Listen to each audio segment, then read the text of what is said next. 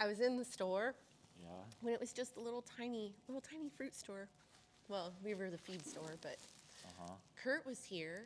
I was working with Kurt because Opie and Chuck were out delivering hay that day. And Kurt has the water truck. I don't know what year that water truck is. It's Like 50s, it is old. 40s. It is so old. And like we filled it with water, it's back there filling with water and we're trying to start it, but it won't start. You have to like pop the clutch and get it going. Bump started. Yeah. Yeah. But the yard back then was all dirt. And so Kurt was like, we need to water this yard. So you were there. I don't know how old you were, 13, 14? Probably 14. Nick, get in the truck. Just pop the clutch. I'm going to push you with the forklift.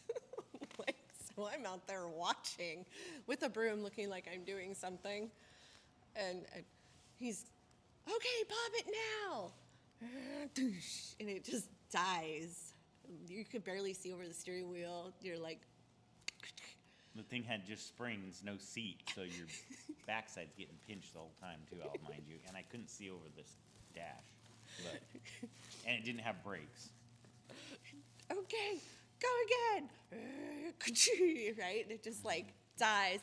And he goes, Nick, pop it now. He's like yelling at you and he's yelling at you and you're like really quiet just sitting in there.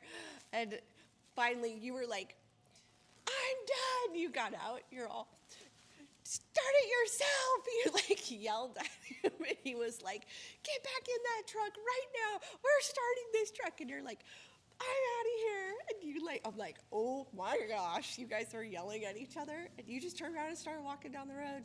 And he was like so mad. He came running in and I was looking busy and he picked up the phone. He goes, Deb, yeah, he's walking home.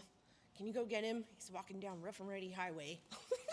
It was that as intense as a moment as that was one of the most hilarious moments I ever watched between you and your dad. You weren't living it. I was living it. It's a lot different for me. Just trying to pop the clutch for the water truck to get the air. And mind you, the valve is like, so water's just pouring out everywhere. And there's holes everywhere all over the tank. So you didn't even need like a sprayer or a nozzle to do it. Yeah. It's one of those weird things, you'd give about anything to have that day back. Sitting here now, it's like, I'd go back to be that 14-year-old person getting yelled at about the water truck. That would be cool. I would like that day. If I knew now where things go and how fast life goes, I would go back and relive that for sure. It's that kind of memory for me. It was maybe stressful then as a kid, but now it's just like, that's pretty funny, and the yard's still dusty in the summertime, and it's it is what it is, but we don't have a water truck anymore. No. So that's good. It is good. And I think back about, the what an impression that Kurt left on me, and all the mistakes I made in the business growing up. I mean, I've worked here on and off since 1999, and when you make a purchasing mistake or you wreck his truck or you there's stall mats for both of us in that.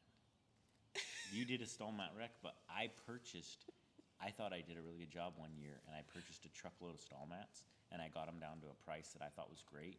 And then I told him, I said, yep, but they're going to be here Friday. Here's the stall mat price. And he got very upset. Like, out of all the 20-some years I've worked here, that's one purchase